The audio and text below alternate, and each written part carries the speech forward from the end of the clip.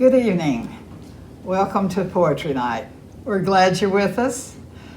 We're meeting here again through TV at 1890. Looking forward to the time that we can get together and enjoy poetry and face-to-face sharing.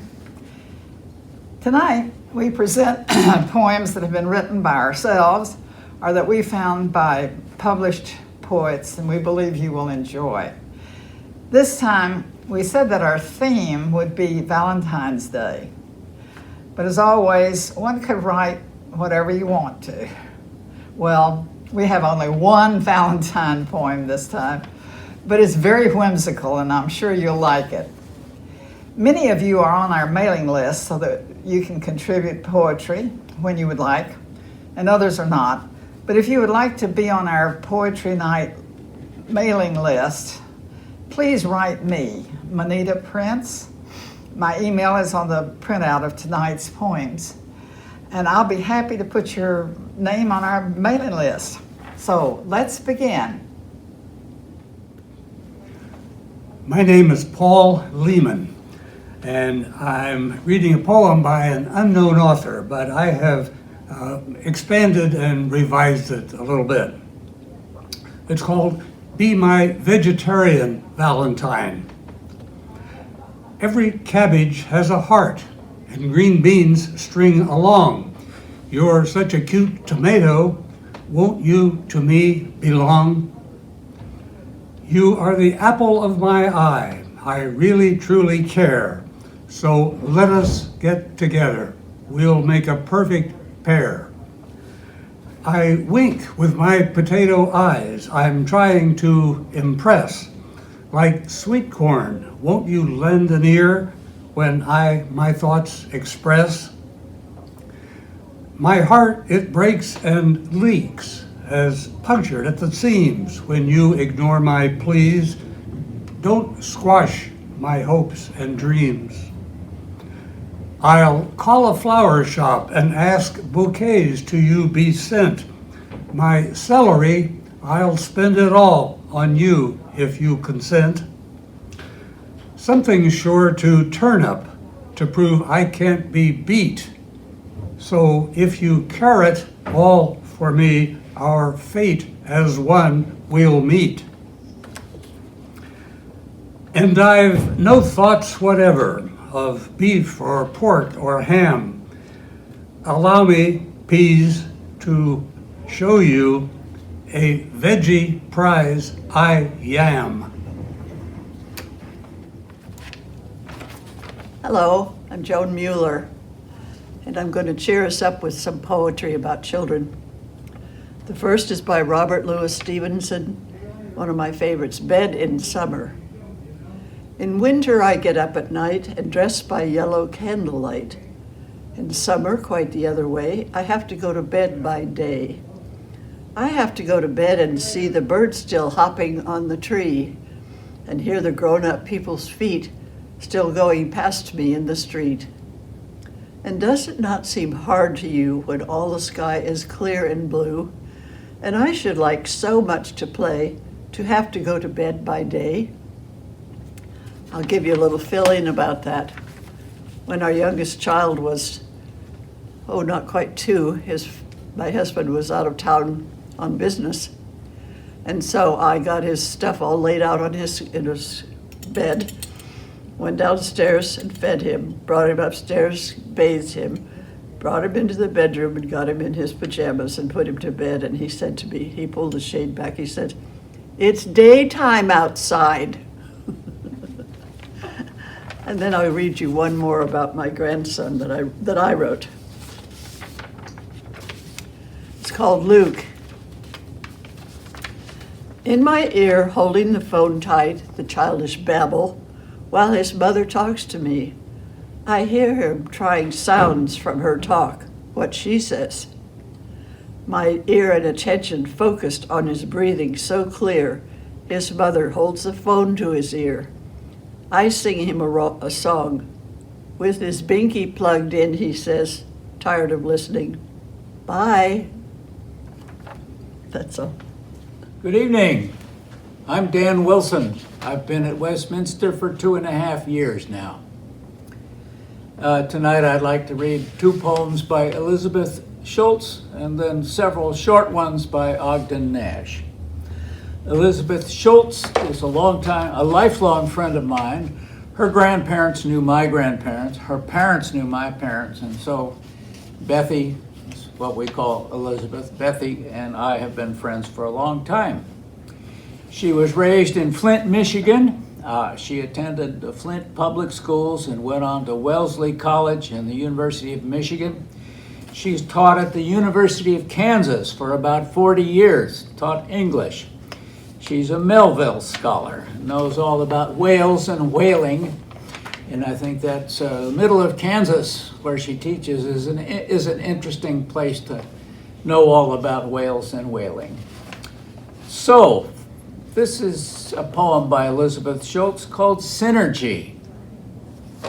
Oh, and it's from her book, Mrs. Noah Takes the Helm, and that is the cover of the book. So there's Mrs. Noah at the helm of the ark. My problem with this cover is there's only one of each animal, so the rest of them must be below someplace. Okay, Synergy. Into the shallow streams the salmon come gleaming from the sea. With purpose glistening in their scales, they shimmy across stones, illuminating the forest's darkening, beckoning stars. In the shining streams, the bears stand feasting, their ivory claws snatching up the gleaming salmon. They frolic purposefully, splashing and swallowing the sea's phosphorescence, tossing and excreting it into the forest's darkness, assuring radiance everywhere. That's Synergy. Another poem by Elizabeth Schultz. Even the ants, A-N-T-S, even the ants. The ants are always with me, enticed by spring and grease. They hustle my sink's perimeters. Deliberate, they scurry about their complicated business. On invisible wheels, they anonymously roll across my countertop for unseen destinations, tracking scents sweeter than melons and berries. Somewhere in the cracks of my house are thrones, bedchambers, nurseries, lying in wait for the gifts and tales scouts will bring. Although they scatter like unstrung jet beads across my white sink when I bang a pot, even the ants have their Ithacas, their destinies. I didn't know what Ithaca meant. It means a life journey. So that's by Elizabeth Schultz. Now some funny stuff from Ogden Nash. He who has written, Ogden Nash, born 1902, died 1971. One of his less famous poems, to keep your marriage brimming with love in the loving cup. When you're wrong, admit it. When you're right, shut up. Okay, and here are some he who is ridden by a conscience worries about a lot of nonsense. He without benefit of scruples, his fun and income soon quadruples. And some limericks. Asked a patient before appendectomy, what kind of fee do you expect of me? Said the doc, if your pulse indicates the results, anything but a post-dated check to me. A crusader's wife slipped from the garrison and had an affair with a Saracen. She was not oversexed or jealous or vexed. She just wanted to make a comparison. An exiled Iraqi went back to his home with a U in his pack. U is E-W-E. Went to his home with a U in his pack. He said people all knew every Q needs a U, so he put the U back in Iraq. Iraqu. He put the U back in Iraqu. And lastly, a bugler named Dougal MacDougall found ingenious way to be frugal. He learned how to sneeze in various keys, thus saving the price of a bugle. Thank you very much. Good evening. I'm Molly Bean. I have 2 poems that I'm going to read tonight. I got them from the Sun magazine, which is a publication that publishes original photographs and poetry and stories and things like that. If you would care to have a copy, I have old copies that I would be glad to share with you. I chose these poems because they appeal to what I like in poetry. Each one tells a brief story in easy to understand language, and each one comes to a definite end. I also like a poem that has an unexpected ending. The first poem is Truant by Margaret Hesse. Our high school principal wagged his finger over 2 manila folders lying on his desk, labeled with our names, my boyfriend and me, called to his office for skipping school. The day before, we'd ditched Latin and world history to chase shadows of clouds on a motorcycle. We roared down rural roads through the Missouri River bottoms beyond town, wind teasing the hair on our bare heads, empty of review tests and future plans. We stopped on a dirt road to hear a meadowlark's skittish song and smell the heartbreak blossom of wild plum. Beyond leaning fence posts and barbed wire, a tractor drew straight lines across a field, unfurling its cape of blackbirds.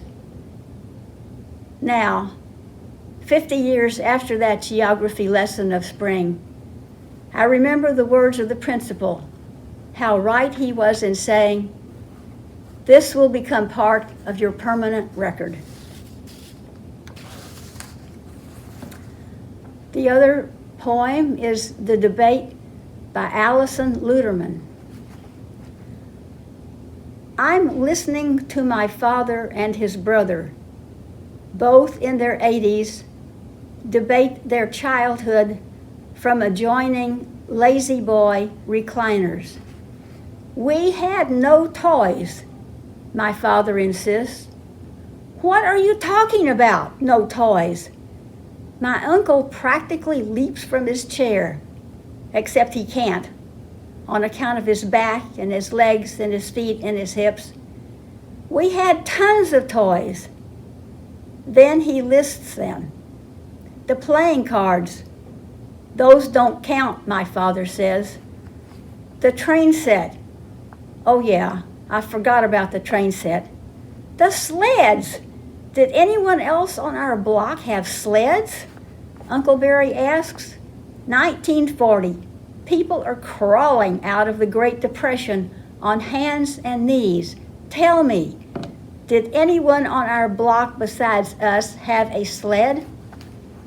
My father's father had a good job delivering newspapers and brought home $65 a week, enough for Chinese food every Friday and cupcakes on birthdays.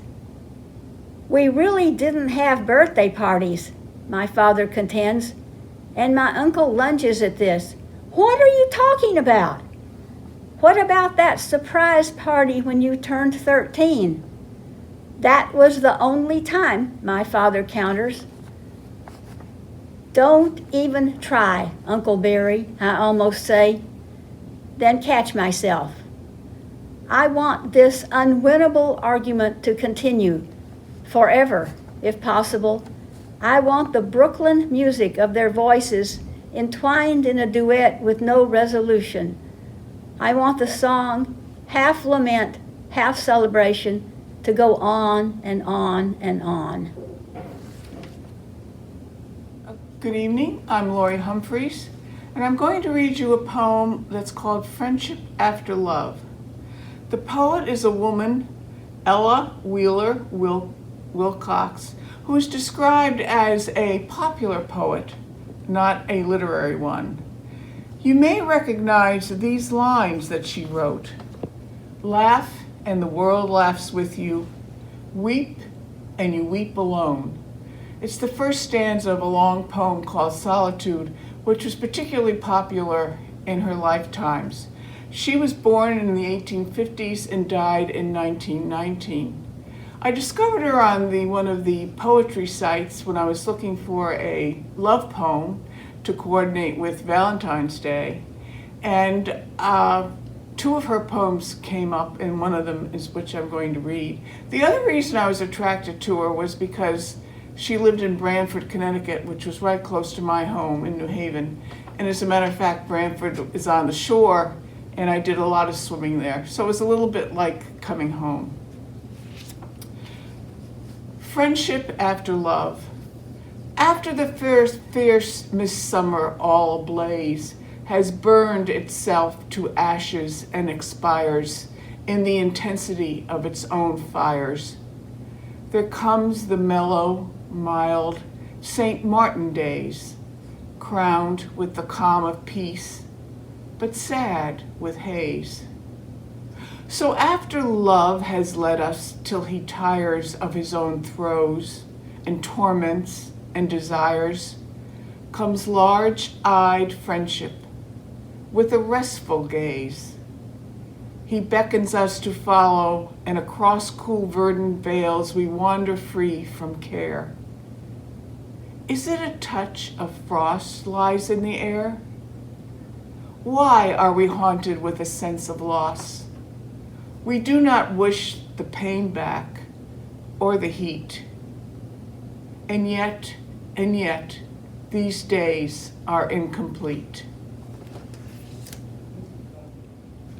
How do you do? My name is Ann Chris. I'd like to read first a prose poem. A prose poem is prose so beautifully expressive, I call it a poem, by Alfred North Whitehead. And then I'll read my own poetry.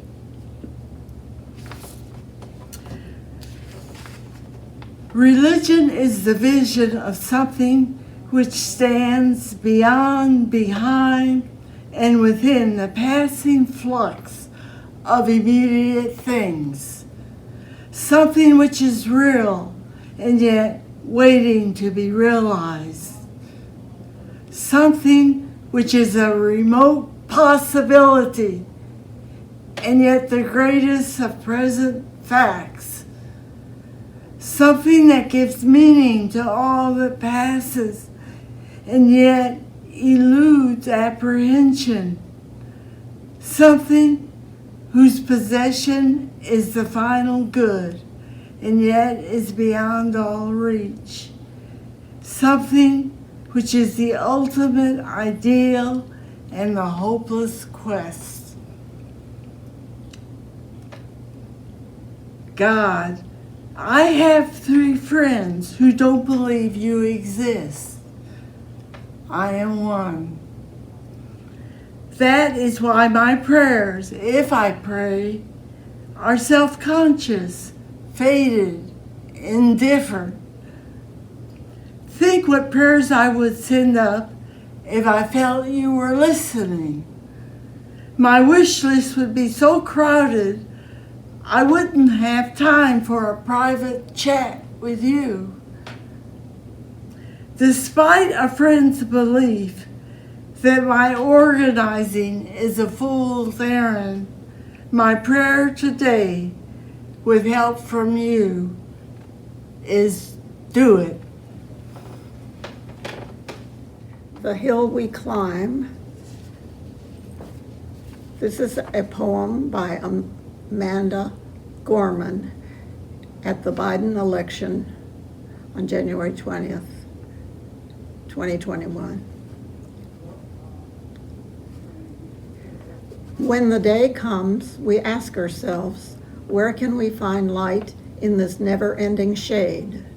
The loss we carry, a sea we must wade. We've braved the belly of the beast. We've learned that quiet isn't always peace.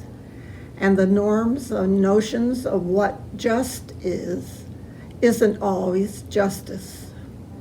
And yet the dawn is ours before we knew it. Somehow we do it. Somehow we've weathered and witnessed a nation that isn't broken but simply unfinished. We, the successors of country and a time where a skinny black girl, descended from slaves and raised by a single mother, can dream of becoming president, only to find herself reciting for one. And yes, we are far from polished, far from pristine, but that doesn't mean we're striving to form a union that is perfect. We're striving to forge our union with purpose, to compose a country committed to all cultures, colors, characters, and conditions of man. And so we lift our gazes not to what stands between us, but what stands before us. We close the divide because we know to put our future first, we must first put our differences aside. We lay down our arms so we can reach out our arms to one another. We seek harm to none and harmony for all. Let the globe, if nothing else, say this is true, that even as we grieved, we grew, that even as we hurt, we hoped, that even as we tired, we tried.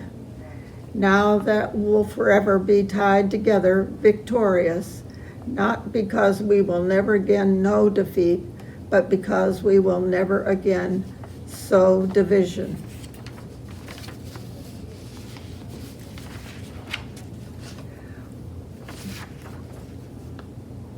Scripture tells us to envision that everyone shall sit under their own vine and fig tree, and no one shall make them afraid. If we are to live up to our own time, then victory won't lie in the blade, but in all the bridges we've made. That is the promise to Glade, the hill we climb if only we dare. It's because being American is more than a pride we inherit.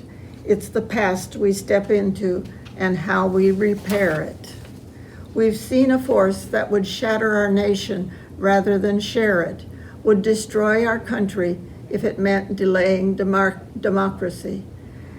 And this effort very nearly succeeded, but while democracy can be periodically delayed, it can never be permanently defeated. In this truth, in this faith, we trust. For while we have our eyes upon the future, history has its eyes upon us. This is the era of just redemption we feared at its inception.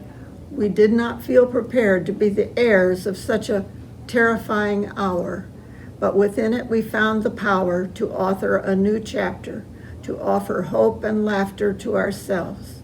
So while once we asked, how could we possibly prevail over catastrophe? Now we assert, how could catastrophe possibly prevail over us? We will not march back to what was, but to move to what shall be, a country that is bruised but whole, benevolent but bold, fierce and free. We will not be turned around or interrupted by intimidation, because we know our inaction and inertia will be the inheritance of the next generation. Our blunders become burdens, but one thing is certain.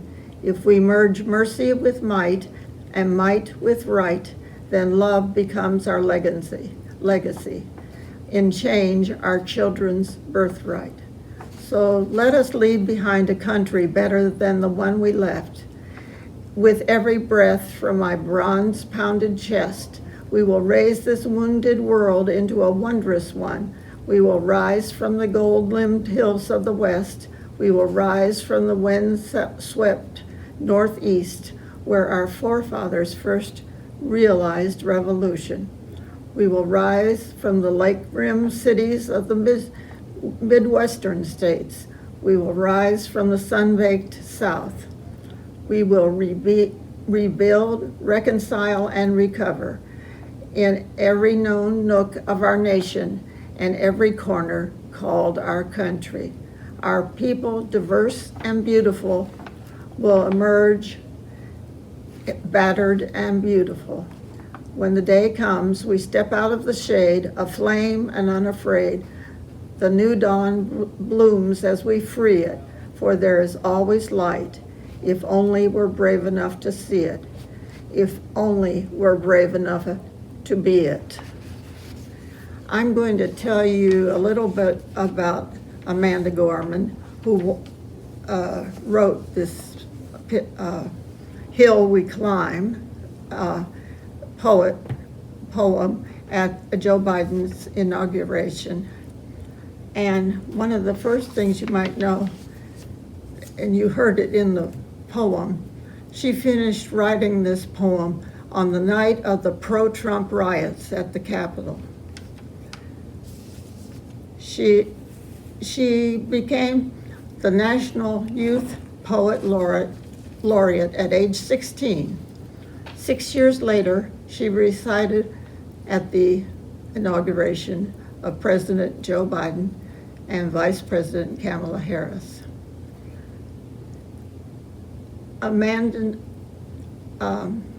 Dr. Jill Biden saw her recite at the Library of Congress and contacted Amanda Gorman about a month ago. Gorman attended New Roads, a private school in Santa Monica, California, from grades K through 12. As a senior, she received a Milken Family Foundation's college scholarship. She studied sociology at Harvard, graduating cum laude in 2020 as a member of Phi Beta Kappa. Thank you. My name is Ruth Lehman. The poem I've selected is entitled The Miracle of Mourning by 22-year-old Amanda Gorman from Los Angeles. Amanda is a twin. Both were raised by a single mom. Her work focuses on issues of oppression, feminism, race, and marginalization, as well as the African diaspora. She published the poetry book, The One for Whom Food Is Not Enough, in 1915. Joyce read Amanda's inauguration poem, The Hill We Climb. I want you to become acquainted with her equally powerful poem about the COVID-19 pandemic. She plays on the difference between the two homophones, mourning, the forenoon, and mourning, sorrow. The Miracle of Mourning.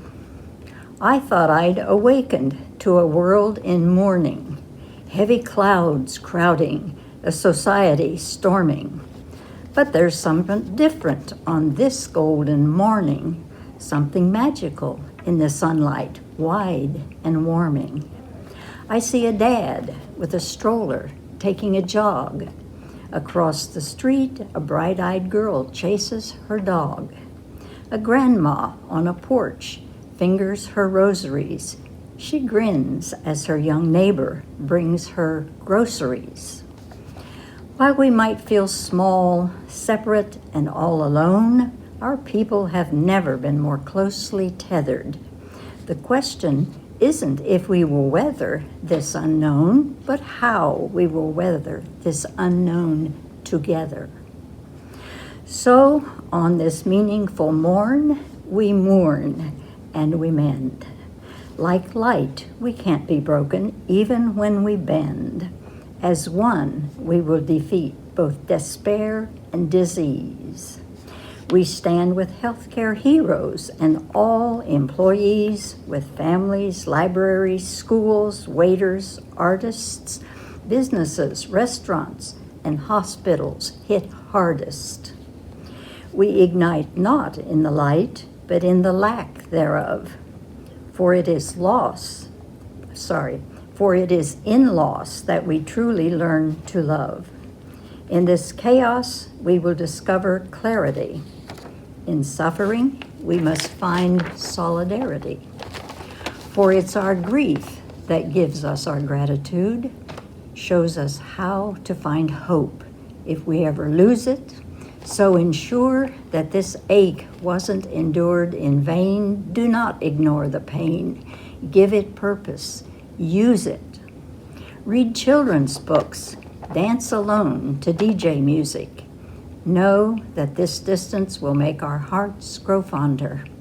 From a wave of woes, our world will emerge stronger.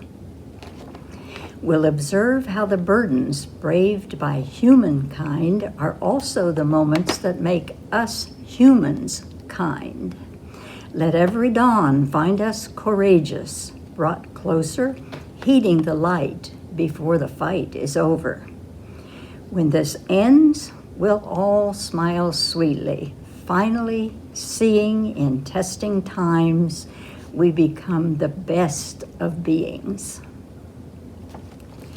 And with that presentation, we come to the end of our poetry program for this evening. Thanks for joining us. We've enjoyed sharing our poetry with you. Good night.